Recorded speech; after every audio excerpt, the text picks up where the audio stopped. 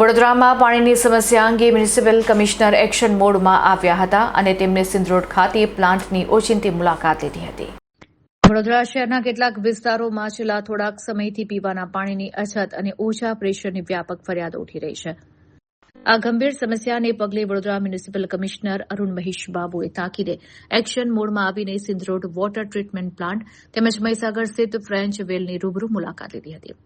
મુલાકાત દરમિયાન કમિશનરે પાણીના ઉત્પાદનથી લઈને તેના વિસ્તરણ સુધીની સમગ્ર વ્યવસ્થાનું બારીકાઈથી નિરીક્ષણ કર્યું હતું. તેમણે હાજર અધિકારીઓ સાથે બેઠક યોજીને પાણી પુરવઠાની વર્તમાન સ્થિતિ અને નાગરિકો તરફથી મળતી ફરિયાદો અંગે વિગતવાર સમીક્ષા કરી હતી. મ્યુનિસિપલ કમિશનરે જણાવ્યું હતું કે વડોદરા મહાનગરપાલિકા હાલ આ સમસ્યાના નિવારણ માટે 3 સ્તરે સઘન કામગીરી કરી રહી છે, જેના મુખ્ય વોટર પ્લાન્ટ્સ પર પાણીની આવક અને ગુણવત્તાનું સતત મોનિટરિંગ કરશે.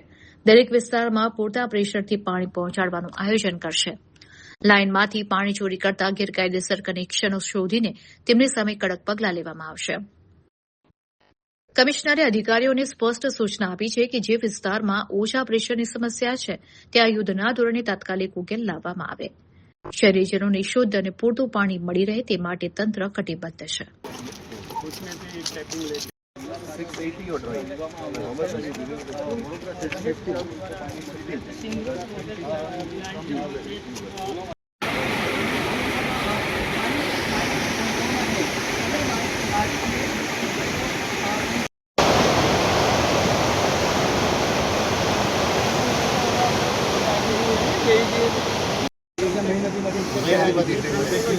આનાથી આપણે જશે કયા હોય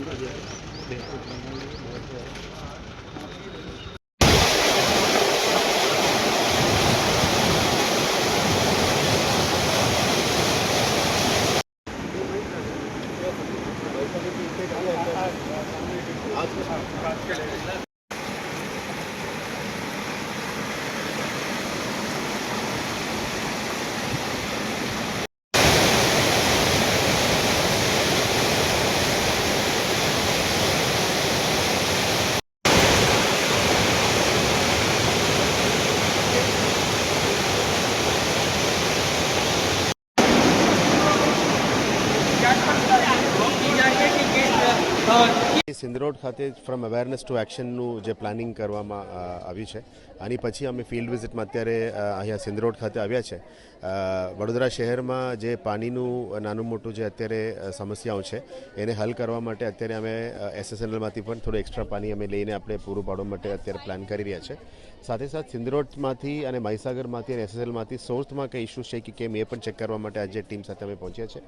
આશા રાખીએ કે અને આપણે તપાસ કરતા સોર્સ અને લાઇનમાં કંઈ ઇસ્યુઝ નથી તો ડિસ્ટ્રીબ્યુશન નેટવર્કમાં જે પણ ઇસ્યુઝ છે અને જૂના નેટવર્ક્સને બદલવાનું જે કામગીરી અમે શરૂ કરી છે એને આવનારા દિવસોમાં પૂરું પાડીશું. અને વડોદરા શહેરમાં જે નાનું મોટો અત્યારે પ્રેશરનું ઇસ્યુઝ છે અને કન્ટામિનેશનનું ઇસ્યુઝ આવે છે એ બધાને હલ કરવા માટે પણ અત્યારે કટિબદ્ધ રીતે ટીમ કામગીરી કરી રહ્યા છે.